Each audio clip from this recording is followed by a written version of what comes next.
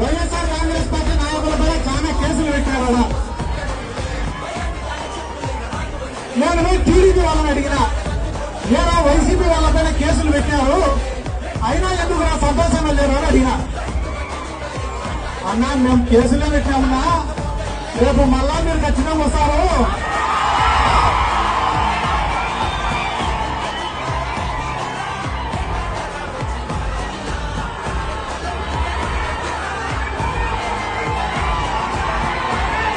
మేము కేసులు పెట్టామనే సంతోషం కన్నా మీరు మళ్ళా వస్తారనే భయం ఎక్కువ మా మాట.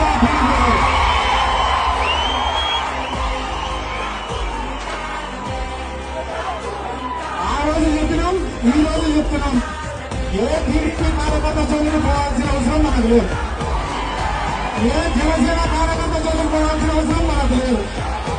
కానీ మన కార్యకర్తని ఇబ్బంది పెట్టడానికి నిలవాల్సిన ప్రసక్తి కూడా లేదు.